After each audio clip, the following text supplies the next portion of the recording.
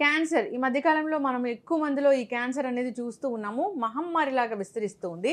అయితే నిజంగానే ఫ్యామిలీలో ఎవరికైనా ఉంటే జెనెటికల్గా ఈ క్యాన్సర్ అనేది వస్తుందా, హెరిడిటీ పరంగా వస్తుందా లేదా, సో క్యాన్సర్ వస్తే దీన్ని న్యాచురల్ వేస్లో వెజిటబుల్ థెరపీ ద్వారా ఎలా తగ్గించవచ్చు, రాకుండా ఏమైనా జాగ్రత్తలు ఉన్నాయా, వివరాలు తెలుసుకుందాం. ఈరోజు మనతో పాటు ఉన్నారు ప్రముఖ vegetable therapist and sun spiritual society founder Vikramaditya Guruji గారు. గురుగారు నమస్కారం అండి. సూర్యోస్మి. గురూజీ, క్యాన్సర్ గురించి మాట్లాడాలంటేనే భయంగా ఉంటుంది. అంటే అది వస్తే ఒకలాగా ట్రీట్మెంట్ ఇంకా భయంకరంగా ఉంటుంది, వస్తే తగ్గదని కూడా చెప్తూ ఉంటారు. ఇలా రకరకాలుగా తగ్గినట్టు తగ్గి మళ్ళీ వస్తూ ఉంటుందని చెప్తూ ఉంటారు. ఇక ఎవరికైనా మన తాత ముత్తాతల్లో క్యాన్సర్ ఉంటే అది జెనెటికల్గా వస్తుంది, హెరిడిటీ పరంగా వస్తుంది అని కూడా చెప్తూ ఉన్నారు. ఇది నిజమేనా? రాకుండా జాగ్రత్తలు అంటే ఏంటి? వస్తే వెజిటబుల్ థెరపీ ద్వారా ఎలా తగ్గించవచ్చు? ఆధునిక యుగంలో ఈ పరిస్థితుల్లో ఈ పదం బాగా ఎక్కువగా వింటున్నాం. పురాతనం అంటే మీరు తాతలు జెనెటికల్గా మాట్లాడారు కాబట్టి అప్పట్లో అంత మనం ఎక్కడ దీని గురించి విన్నది చాలా తక్కువ.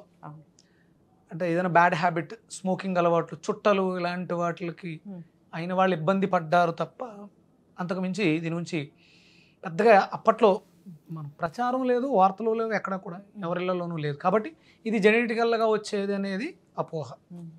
అంటే మ్యాక్సిమం డిసీజెస్ అన్నీ కూడా మనం మాట్లాడుకునేవన్నీ కూడా డిజార్డర్సే. మన లైఫ్ స్టైల్ పాడు చేసుకోవడం వల్లే వచ్చింది.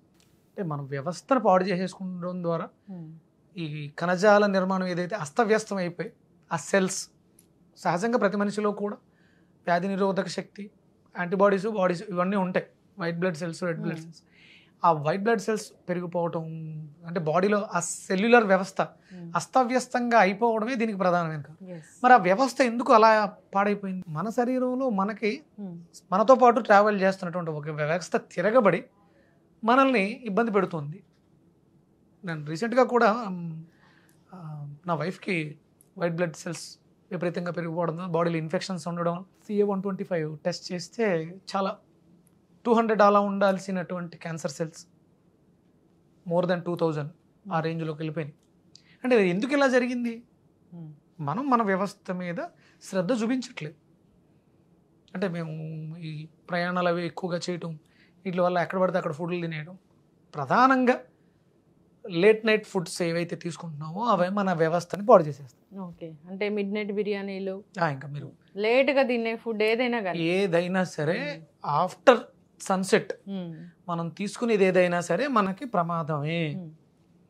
మీరు కొంచెం తినండి, ఒకటే తినండి, సగం తినండి, ఇవన్నీ తప్పే. మనం తినగలిగితే సూర్యాస్తమయానికి ముందు 45 నిమిషాల ముందు దాన్ని ఫినిష్ చేయాలి. అది చెయ్యకుండా మీరు తర్వాత అంటే నేను ఎర్లీగా తినేస్తున్నానండి, 6:30కి తినేస్తున్నాను, 7కి తినేస్తున్నాను, ఇవన్నీ మనం ఒట్టి మాటలే. ఆఫ్టర్ సన్సెట్ మనం ఏమీ తీసుకోకూడదు. ఒకవేళ ఆకలిస్తుంది, అలవాటు పడి ఉన్నాం, తినాలి అనుకుంటే అంటే ఇంకా తినడం కన్నా తాగటం ముఖ్యం. తినకపోతే చాలా ఇబ్బంది అనే పరిస్థితిలో తినడం వల్ల మాత్రమే ఇబ్బంది తప్ప తినకపోవడం వల్ల ఎలాంటి ఇబ్బంది లేదు. మనం దానికే మోడర్న్ పేరు పెట్టుకున్నాం, ఇంటర్మీడియట్ ఫాస్టింగ్. అది అద్భుతమైనటువంటి రిజల్ట్స్ ఇస్తుంది. దాంట్లో ఉన్నది అదే కదా, ఆఫ్టర్ మీల్ తర్వాత, లంచ్ తర్వాత మీరు మళ్ళీ 16 అవర్స్ గ్యాప్ ఇచ్చి మార్నింగ్ తింటున్నారు. ఇది ఎప్పుడు మన దాంట్లో ఉంది, ముందే చెప్పారు. మనం దాన్ని పాడు చేసేసాం, ఇబ్బంది పెట్టాం. ఎవరో ఒక న్యూట్రిషనిస్ట్ లేకపోతే నాలాంటి వాళ్ళు సజెషన్స్ తీసుకుని ట్రీట్మెంట్ పేరుతో డబ్బులు ఖర్చు పెట్టుకుంటూ తీసుకోవాల్సి వస్తుంది. అసలు మనం ముందే పాటించేస్తే. అంటే ఎసిడిక్ నేచర్ శరీరంలో విపరీతంగా పెరిగిపోవడమే దీనికి ప్రధానమైనటువంటి కారణం. ఎందుకంటే మిడ్ నైట్ బిర్యానీ మామూలుగా వండిన పదార్థాలన్నీ కూడా మనకి ఎసిడిక్ నేచర్లోకి మారిపోతాయి. అంటే మీరు స్టీమ్ చేశారనుకోండి, కొంత ఎసిడిక్ నేచర్, కొంత ఆల్కలైన్ ఉంటుంది. ఇంకొంచెం ఎక్కువ ఉడకబెట్టాం, పూర్తిగా ఎసిడిక్ నేచర్లోకి వెళ్ళిపోతుంది. అందుకని డీప్ ఫ్రైలు ఎక్కువ high acidic nature. Acidic nature అనేది స్టాండర్డ్స్ మారిపోతూ ఉంటాయి. Deep fry 100%, 90% acidic. అది తిన్న తర్వాత మీరు ఆ డైల్యూషన్ ఏదైతే తీసుకోలేదో, లేకపోతే నెక్స్ట్ డే మార్నింగ్ కంపల్సరీ దాని ఇరిటేషన్ కంపల్సరీ ఉంటుంది. అందులో మనం మళ్ళీ ఈ మీట్కి తీసుకుంటే అవి ఇంకొంచెం ఎక్కువ ప్రభావాన్ని చూపిస్తే 2-3 రోజులు అది ఇబ్బంది పెట్టేస్తుంది. మనకు భారతదేశంలో సహజంగా కొలాన్ క్యాన్సర్ అనేది లేదమ్మా. మీకు వెస్టర్న్ కంట్రీస్ అన్నీ కూడా వాళ్ళు ఎక్కువ మీట్ని యూజ్ చేస్తారు కాబట్టి అక్కడ గట్ హెల్త్ పాడైపోతుంది. వాళ్ళు కంపల్సరీ వాళ్ళ మ్యాక్సిమం 100కి 30-40% కోలాన్ క్యాన్సర్స్తో ఇబ్బంది పడుతూ ఉంటారు. మనకు అసలు లేదు, ఉండేది కాదు. ఎప్పుడైతే మనకి మాంసాహారం విరివిగా వాడటం మొదలు పెట్టామో మనందరం కూడా అదే దారిలోకి వెళ్ళిపోతాం. ఖచ్చితంగా గురువుగారు. సో మన లైఫ్ స్టైల్ మారిపోవడము, పాత పద్ధతులు అనుసరించకపోవడము, సో అంతేకాదు మరీ కొత్త పద్ధతుల్ని అనుసరించి, అంటే మిడ్ నైట్ బిర్యానీలు కావచ్చు, లేట్ నైట్ ఫుడ్స్ కావచ్చు, సో అంతేకాదు రకరకాల ప్రాసెస్డ్ ఫుడ్స్ కావచ్చు, ఇవన్నీ కూడా ఎవరికైనా ఒక బాడీలో క్యాన్సర్ రావడానికి కారణమవుతాయి. సో రాకుండా ఉండాలంటే మనం మీరు చెప్పిన జాగ్రత్తలన్నీ అయితే అసలు భయపడొద్దమ్మా. సెల్స్ అన్ని మన ఒంట్లోనే ఉంటాయి. ప్రతిదీ మన లోపల ఉన్నదే అభివృద్ధి చెందింది. డయాబెటీస్, షుగర్ వ్యాధి గురించి మాట్లాడుకుంటున్నాం, ప్యాంక్రియాస్, లేకపోతే ఫ్యాటీ లివర్ సిరోసిస్, ఇవన్నీ లోపల ఉన్నాయి, కొత్తగా బయట నుంచి వచ్చావు.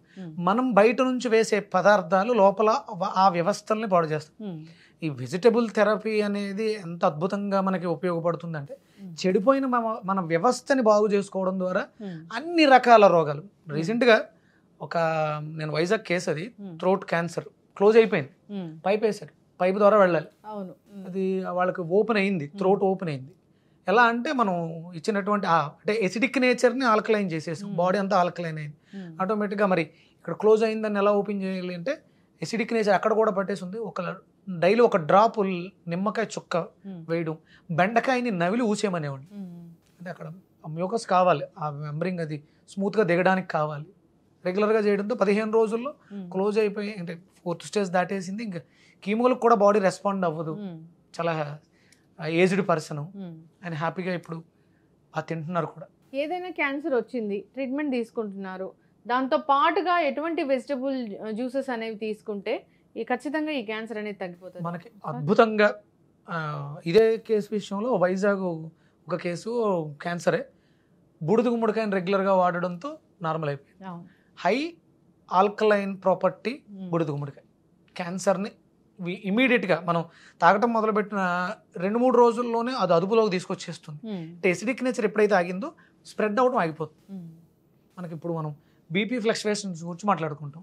బాడీలో ఎసిడిక్ నేచర్ పెడితే బ్లడ్ ప్రెషర్ చేంజ్ అవుతుంది. అది అంటే సహజంగా బీపీ అనేది లేదు, అపోహ. కానీ ఈ ఎసిడిక్ నేచర్ పెరగడం వల్ల బ్లడ్ సర్క్యులేషన్ పెరిగింది. ఆ యాసిడ్ రిఫ్లెక్షన్ బ్లడ్లో కూడా ట్రావెల్ అవ్వడం వల్ల ఇవన్నీ వచ్చాయి. ఇక్కడ ఏంటంటే మనం ఈ హై ఆల్కలైన్ ఫుడ్ ఏది అంటే బూడిద గుమ్మడికాయ చాలా అద్భుతంగా పనిచేస్తుంది. అయితే క్యాన్సర్ కణాలు అసలు వృద్ధి చెందకుండా ఉండాలంటే ఎటువంటి వెజిటబుల్ అనేది ఉంది? నిమ్మకాయ, బూడిద గుమ్మడికాయని రెగ్యులర్గా తీసుకోవడం, తొక్కలు, నిమ్మకాయ తొక్కలతో సహా, అలాగే బూడిద గుమ్మడికాయ తొక్కతో సహా రెండు కలిపి తమలపాకులు యాడ్ చేసుకుని రెగ్యులర్గా జ్యూస్ చేసుకుని తాగితే అవి స్ప్రెడ్ అవ్వవు, ప్లస్ తగ్గుముఖం. అంటే కీమో ఏం చేస్తున్నారు, సెల్స్ని డ్యామేజ్ చేస్తారు. ఎక్కడైతే వూండ్ ఉందో ఫైబ్రాయిడ్ దాని చుట్టూ, దానికి కీమోలు ఇవ్వడం ద్వారా blood cells plus cancer cells రెండు కూడా డ్యామేజ్ అవుతాయి. ఇవి కేవలం మన వ్యవస్థలో ఏదైతే చెడు ఉందో దాన్ని మాత్రమే, పుట్టుకుని మాత్రం ఆపట్లేదు. ఎస్, ఖచ్చితంగా అండి. సో మీరు అన్నట్లుగా ఈ బూడిద గుమ్మడికాయ జ్యూస్, అంతేకాదు నిమ్మకాయ జ్యూస్ అనేది మీ వెజిటబుల్ థెరపీలో పద్ధతి వేరే ఉంటుంది, ప్రిపరేషన్. సో మామూలుగా మేము చేసుకునే నిమ్మరసం లాగా, సో తొక్కలతో సహా మనం గ్రైండ్ చేయాల్సి ఉంటుంది. సో మళ్ళీ ఒకసారి మనం వీడియో అనేది చేసి చూపిద్దాం గురుగారు. సో ఖచ్చితంగా అందరూ కూడా పాటించాలని కోరుకుందాం. ఇప్పుడు అందరూ రకరకాల ఫుడ్స్ తిని జాగ్రత్త అవసరం అమ్మా, ప్రికాషన్. తినకపోతే ఏమీ కాదు, అవును నీరసం వస్తుంది అంతే. నోరు కొంచెం జిహ్వా చాపల్యాన్ని చంపుకోగలిగితే ఆరోగ్యకరంగా ఇంకా చాలా రోజులు ఉంది. అంటే సహజంగా మనిషి ఆయుర్దాయం 120 సంవత్సరాలు అని చెప్తారు గ్రహస్థితిని బట్టి. అది ఇప్పుడు 60కి కుదింపబడింది. ఇలాంటి రుగ్మతలతో అది మరీ దారుణంగా 20 ఏళ్ళకి 30 ఏళ్ళకి కూడా క్యాన్సర్లతో బలైపోతుంది. మనం నోటిని కట్టుకోగలిగితే లోకం బాగుంటుంది. అంటే నోరు మంచిదైతే ఊరు మంచిదైతే, ఇది నోరు మంచిదైతే ఊరు అద్భుతంగా ఉంటుంది, హాయిగా అందరం సుఖంగా ఉండొచ్చు. ఖచ్చితంగా గురుగారు చాలా చక్కగా చెప్పారండి. అందరూ కూడా రాకుండా ఈ ప్రివెంట్ చేయాలని కోరుకున్నాము. రకరకాల వెజిటబుల్ జ్యూసెస్ ఉన్నాయి, చాలా రకాలే చెప్తారు మీరు. సో మంత్లీ వైజ్ చెప్తారు, మాఘమాసంలో ఎలాంటి తీసుకోవాలి, పుష్యమాసంలో ఎలాంటి సీజనల్గా చెప్తారు. సో వీటిని ఫాలో అవుతే చాలు. సో మంచి గట్ హెల్త్ అనేది మనకి బాగుంటుంది. మంచి వెజిటబుల్ జ్యూసెస్ అనేవి కూడా మనకి మన ఆరోగ్యాన్ని కాపాడుతాయి, ఆయుర్దాయాన్ని కూడా పెంచుతాయి. ఎస్, ఖచ్చితంగా అండి. ఇలాంటి సెల్స్, డ్యామేజ్ అయిన సెల్స్ ఇవన్నీ కూడా కొట్టుకొని పోతాయి. నార్మల్గా మంచి సెల్స్ అనేవి వృద్ధి చెందుతాయి. చాలా చక్కటి ఇన్ఫర్మేషన్ గురువు గారు, ధన్యవాదాలు. సూర్యస్మృతి.